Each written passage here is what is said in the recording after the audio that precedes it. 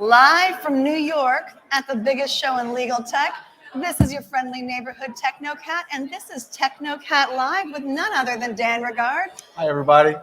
One of my favorite guys, and it's his inaugural time on the podcast, so please welcome him. Long-time caller, first-time visitor.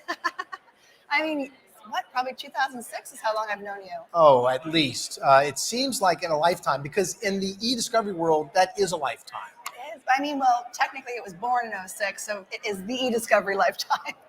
The E part. Maybe not. But no matter when it was born, the fact is we're learning today. Absolutely. It's being reborn. It is. It is constantly evolving. 100%. I mean, that's sort of one of the things I've noticed at this show. And by the way, elephant in the room, we are at Legalweek with 8,000 or 7,000 people. But how crazy is the energy? I haven't felt it like this in years. It's like they took all of the holdback from COVID and dumped it all together. It's like an avalanche of energy. I love it. So what has been most exciting for you? I've seen you kind of flitting around for the show. Like, what have you seen? What have you heard? What's got your gears going? Well, I actually think there's been a lot of investigation into how to deal with databases. Absolutely. And then how to integrate information using tools. And yes, there's a lot of discussion about how AI tools can help us do that. And I think those are both really exciting areas. I would totally agree. I mean, I know at IDS you're doing some really interesting stuff that you wouldn't necessarily think to do around its signal data or its structured data and kind of marrying that with unstructured data. I'd love you to tell the audience a little more about that. Well, not a surprise to anybody out there who's watching this podcast or this live stream. It turns out that a lot of the devices we use, a lot of the technology we take advantage of, a lot of the devices we carry participate in the Internet of Things. And this is generating data constantly. So now we have this huge category of subjective data, the data we type, and objective data, the data that just records constantly. And we're marrying those two together because we feel that both of them are a reflection of human activity. And it tells us what people do. And it's amazing when those pieces come together. Well, it can kind of triangulate geolocation. It can triangulate behavior and kind of align that with human communication, which is pretty compelling stuff. I mean, and you're able to, oh, you all right? I am. Well, you're able to sometimes do investigations that don't even use email. You're only using the structured data, which is crazy. We have we have a class of cases now that we call our zero email cases. That is my dream come There's true. no documents at all, because at the end of the day, we've come to realize that a document, whether it's an email, short message, or memo, is essentially an opinion. But data is a fact. I love that. And so we start with the facts first and we move to the opinions second. So I was on a panel with Martha Lukes, and she said, data, not docs. The doc needs to be retired as the only unit because there's so much more information that you can gain from these atypical types of information, structured data, Internet of Things, and it doesn't fit the square peg round hole if you're only thinking in terms of a document. Not only does it not fit the square peg round hole, it can give you better information, faster information, more reliable information, a higher quantity of it. We now look for smoking trends, not smoking guns. I love that. Well, and the other thing we were talking about is this is some powerful technology. And sometimes people might think, oh, it's only for a bet the farm case. It's only for that big, huge investigation.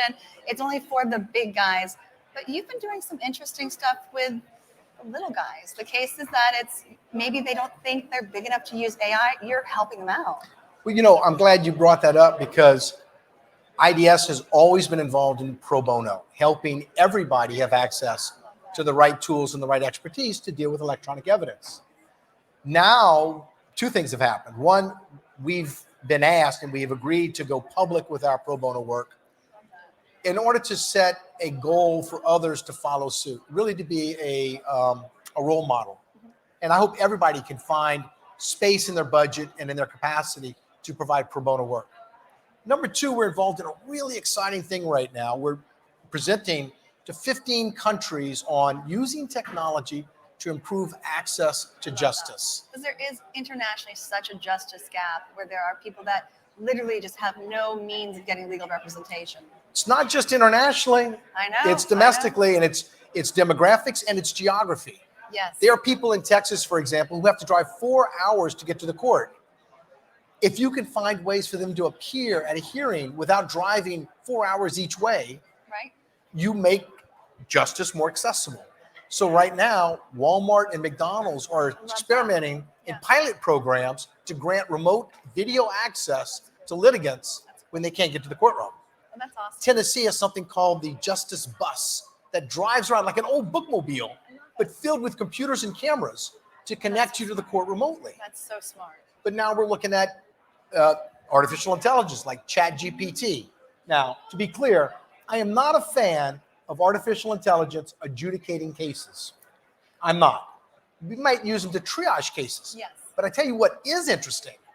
You can ask ChatGPT, how do I file for child support adjustments in Chester County? Oh, yeah. And it tells you step by step the forms to fill out, where to get them, where to submit them.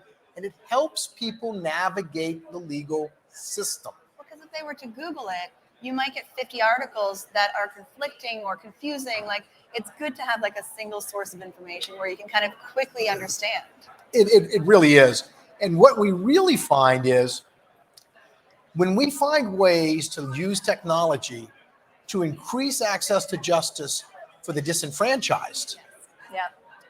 we also find ways to make it more efficient for the well-financed litigations. So everyone benefits. It's a win-win. No, totally. And it's so timely. And I think I love the message that, AI can help anyone. There isn't a floor to it. There isn't only certain special people that our Bet the Farm can do it. We can bring benefits to a whole litany of people, and that's powerful.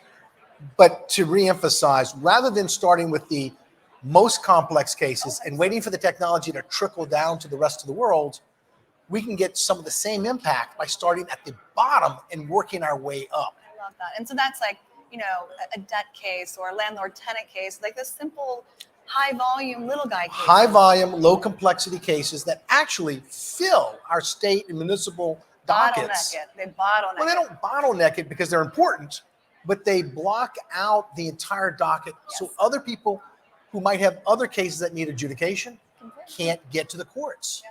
No, I think that's such a brilliant way to kind of pay it forward.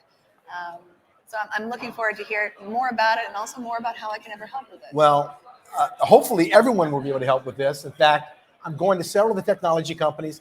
Reveal has been really, really embracing about this. How can we use those technologies to demonstrate to the municipal courts, to the state courts, to the international courts, how technology can be a court resource, not just a litigant resource? Oh, I love that. Now, speaking of resources, didn't you maybe kind of sort of publish a book recently that I need to... I'm glad you noticed. I'm just saying, like, do I need to make a shout out to the audience? Tell them a little bit about what you wrote. Well, first of all, the audience deserves a shout out because they helped write it. I know. This is not anything anyone can do by themselves. Of course not. But I did publish a book called Fact Crashing. Fact Crashing is using digital facts, hence facts, to crash or accelerate litigation. And it works. And we find that when we give people the tools to acknowledge and identify sources of non-verbal data, i.e. Internet of Things and structured data and databases, we find lots of sources of factual, reliable information that we can use to resolve disputes. And it really accelerates litigation. So we wrote a book about it. I love that. It's all about kind of educating people about what's out there that can help them and make life better. It allows us to talk to clients about value rather than quantity. Yes. So rather than talking about gigabytes and hours, we're talking about value and bringing something that really moves the needle for them in terms of litigation resolution. Because I can tell you, none of my clients actually want to be in court. Shocker. They just want to have a problem solved. 100%. And if we can help them solve that problem, that's value. And we're here to bring that value. Oh, I love that. I love that. So if someone wants some of the Dan Regard IDS value, how do they get in touch with you? Well, first of all, if you can't find Dan Regard and IDS.inc, good luck. No, I think we have a really good presence. We participate in all the conferences. I mean, usually you and I are going head to head on them often. That's okay. Head to head In is a a way good to make way. the noise louder. I mean, clearly. And we've been doing this I've been doing this for over 30 years. So we're very available, very findable in the United States and in England. We have an office in California, DC, Georgia, London. We have 60 great people who are fantastic at solving problems and helping clients. We'd love to help you. I love it. And so for those of you that are on the live stream, there's a handy dandy hyperlink that's blue for Dan's name. Click on it and follow him because he has some pretty witty, pretty entertaining social media presence, and you can hear about all the great stories. You know, I'm just going to leave it at that. I'm just saying. There are stories. I mean, we're friends for a reason. Come on. So as I told you, it's a marathon. No, wait, not a marathon. It's a sprint, not a marathon. And we are at the last yard line. So I have one question. I have my favorite question. Oh, here comes the ringer. So what is your mic drop moment? What is the one thing? Maybe someone's meeting you for the first time or hearing about IDS for the first time. What's the one takeaway you want them to have? That one aha moment. I would say this. If data is context, context is the new content. Ooh. Let's say that one more time. I think that Context is the new content. All right. I can't think of a better mic drop than that. So live from New York, this has been TECHNOCAT and Dan Regard. Thank you so much. Thank and you, the Kat. mic is dropped.